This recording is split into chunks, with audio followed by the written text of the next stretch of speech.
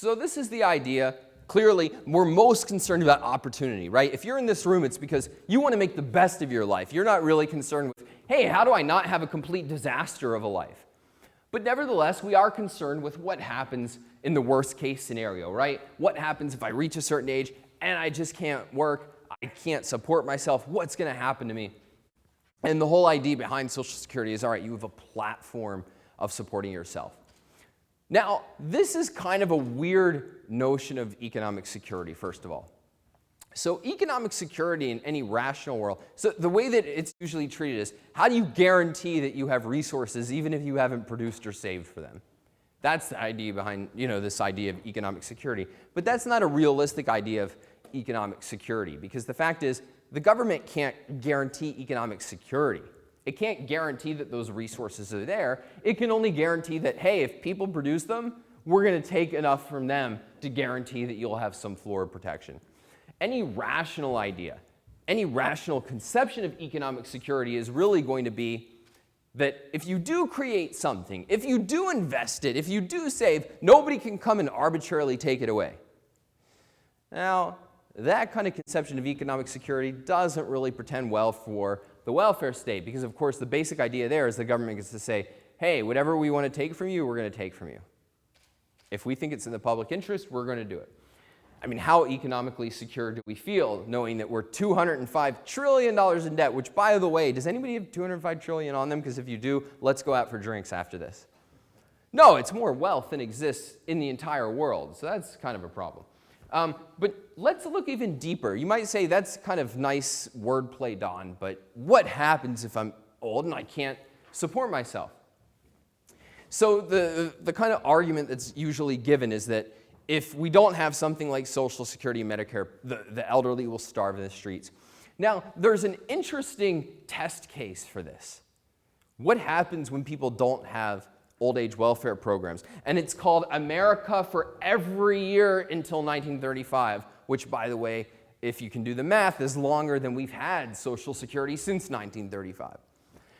Now, did the elderly starve in the streets? And it turns out that amazingly, no. Amazingly, people figured out a way to live without handouts for over 100 years, and it's pretty fantastic when you think about it. They were very entrepreneurial in their whole approach to life. And so I'm just going to go through some of the mechanisms that they took in order to not, as they say, starve in the streets. So first of all, people worked. It's kind of funny today where we think of like, work's a real burden. But actually, the people pushing for a welfare state complained for many years because the elderly, those darn people, refused to retire. The fact is that they found their lives more meaningful, more valuable, more enjoyable with work than without it. And they saved. Who has a savings of more than 0%? If you do, you are the 1%, because most Americans don't. People at that era saved between 1/8 and 1/9 of their income, which is, that's impressive. Credit, obviously, is, if you couldn't support yourself, various forms of credit were available. Turning to friends, family, community, informal ways of helping people. Does anybody know what the number one thing people did? So first of all, before industrialization, before people were really dealing with retirement, what was the number one retirement plan? Anybody know? Close. That comes later. The first retirement plan was actually death. You worked and then you died and then you didn't have a retirement plan. But now we have industrialization. People are living longer. And yeah, that's exactly what they did. The number one thing people did is they lived with their kids. And when you think about it, Social Security is in effect like an indirect way of us all taking care of other people's grandparents. Like it's in effect the government wheels over somebody else's grandma, shoves her into our lawn and says, here, you watch her for a while. But no, what most people did is they took care of their own parents if they needed it. There were also things called mutual aid societies. Now, anybody heard of like an Elks Lodge or a Moose Lodge or something? I'd love to see these reemerge. They're kind of cool. But these are, in effect, the descendants of mutual aid societies. And these were community groups, in effect, where you would pay your monthly membership due, and you would be entitled to certain kinds of then support from the club. And it might be things like unemployment insurance. It might be things like private health care. You'd have a lodged doctor you could see. Or it could be a retirement thing. They had they had retirement homes where if you couldn't support yourself, you would go and you'd be able to stay at the society's retirement lodge. And finally, there was charity, private charity, which in this era was abundant. Again, we're talking about pre-1935. And people per capita were giving more to charity then than they did today. And so what were the results of this? Was it people starving in the streets? No. The fact is that what was happening with immigration were people fleeing the shores of America, trying to get away from this wretched area where people were starving in the streets and going to those countries that had welfare programs. Anybody know what was going on with immigration at this time? This is the biggest wave of immigration to America.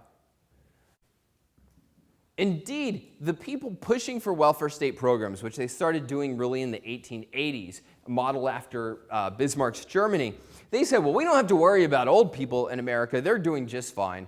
We have to worry about poor people. So they spent 30 years trying to create welfare programs for poor people.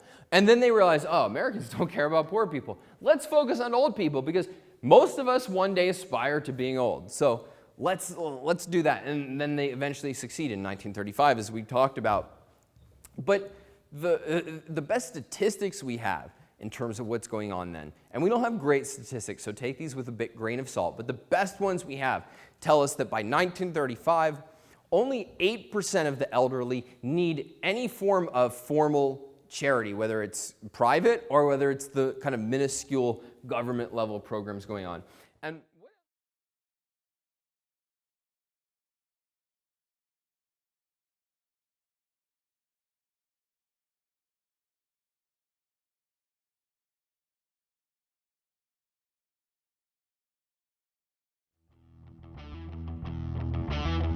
we're taking a different look of something that we've been diving into in the last couple of years. Now, we have Don Watkins right here. How Social Security is sabotaging the land of self-reliance. Bring it on home. Good stuff, man. Thanks, man. Yeah, you got it. By the way, if you can do the math, is longer than we've had Social Security since 1935. Now, did the elderly starve in the streets? And it turns out that amazingly, no. Amazingly, people figured out a way to live without handouts for over 100 years, and it's pretty fantastic when you think about it. They were very entrepreneurial in their whole approach to life. And so I'm just going to go through some of the mechanisms that they took in order to not, as they say, starve in the streets. So first of all, people worked. It's kind of funny today where we think of it like, oh, work's a real burden. But actually, the people pushing for a welfare state complained for many years because the elderly, those darn people, refused to retire.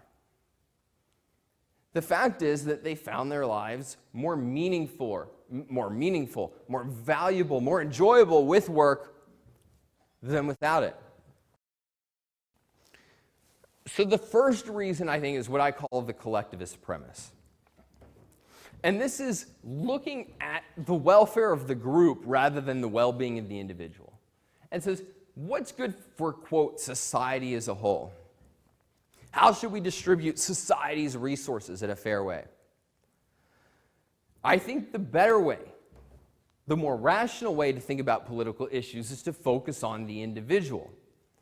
And I think if you think about what's good for the individual, you come to a very different conclusion.